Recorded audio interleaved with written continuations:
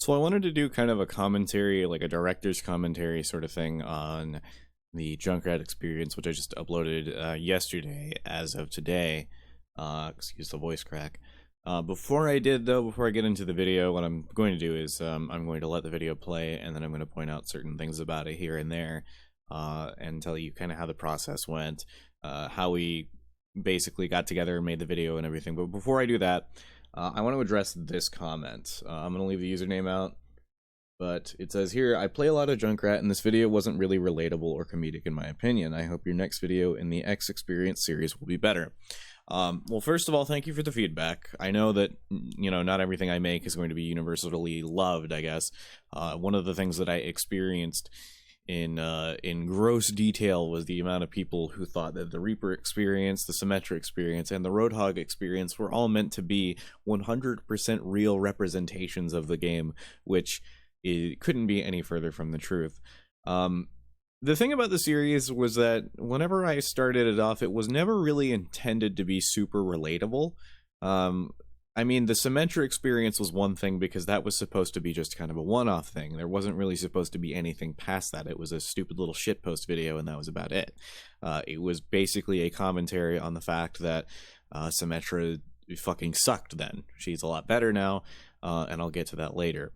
The Reaper experience, as much as I've played Reaper before, I can't ever say that I've ever ran in, killed 5 people, and then all of them were immediately resurrected. I don't think that's really representative of how playing Reaper actually is, especially now, considering he's not that great, unfortunately. The Roadhog experience was another kind of commentary thing about just how long Roadhog's chain hook is.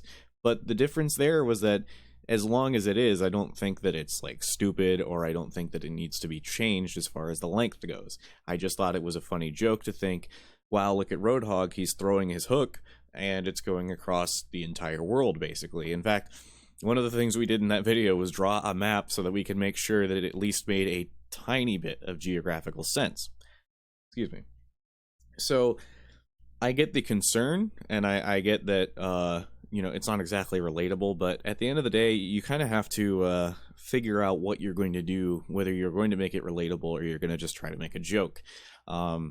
Because trying to make it relatable, you're just going to end up running into the same joke over and over, where somebody runs in and uses an ultimate and either nothing happens or something prevents it, or, you know, something like that. It's a really difficult thing to do, and that's one of the biggest struggles with making this series, is trying not to use the same jokes over and over. Another one of the comments that I got was that we had no Cliffside crew, which is something that's kind of been there since the Roadhog experience, you know.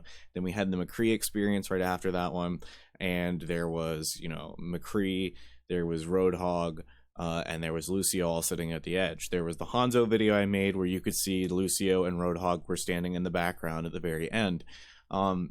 The reason I didn't do this is because I don't want it to get tired. It's a good joke, and I love it. I love the little interaction that they've had and everything, and I love them being in the videos, but if I make them in every single video, then it becomes a lot less special.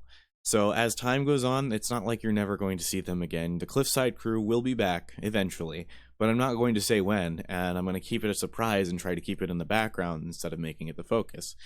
With making these things, being self-referential is really difficult not to do, and as easy as it would be to do and make jokes about that, I don't want to do it, because that's just not how I roll. You got to keep things fresh, you know.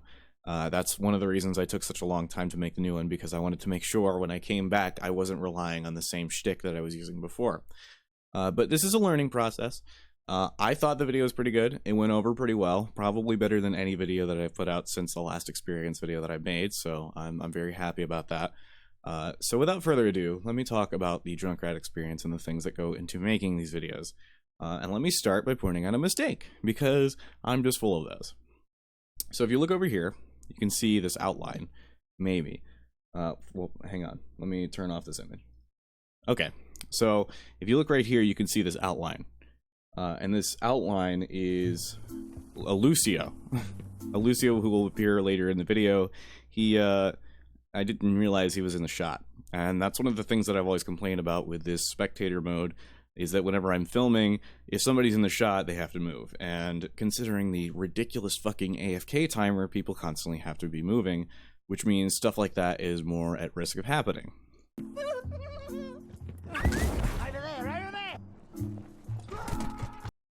Another thing to note is that every single one of the voice lines, except for that last one where he said right over there, is added in post. And the reason why is because I have to turn the voice volume down, or else they will constantly talk, because that's just what Overwatch characters do.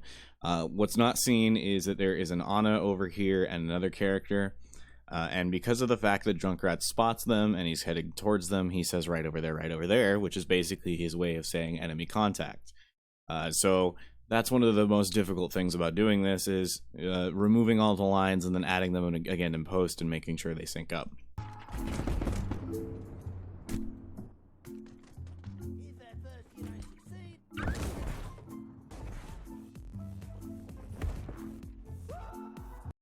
This one actually took a couple of times because we couldn't get the positioning right. And also, Chenji, who was playing Lucio, who's a really good Lucio, by the way, would not stop moving for like 2 of the takes. So we had to redo it a couple of times, but I think we did pretty well with that take. I want you guys to know that that part right there, they were supposed to hit each other around this area. But by this point, we had hit about 12 minutes of them constantly jumping back and forth, missing here, and it was one of them falling off over here, and just basically constantly having to go back and forth. So eventually we got them to hit each other in the air and fall down, and we just kind of went with that. We did film about 10 more takes after that, and we missed every single time. So we just kind of decided to go with what we had. It was by far the most difficult thing to do in this video.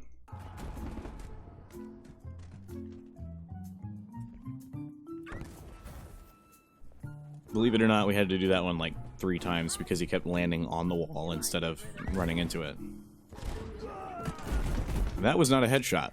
That was a body shot, but we edited Widow's damage so that Junkrat would die in one hit. That was the second hardest one to do because we didn't know whether or not the sleep dart was going to stop his momentum, or if he was just going to continue flying forward.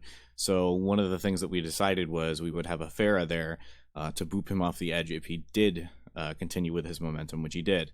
It was a little bit delayed, but I kind of liked that because I imagine a lot of people thought he was just going to get naded or somebody else was going to kill him, but no, he just got booped off the stage. And he stayed asleep the whole time, and he woke up and then started screaming and died.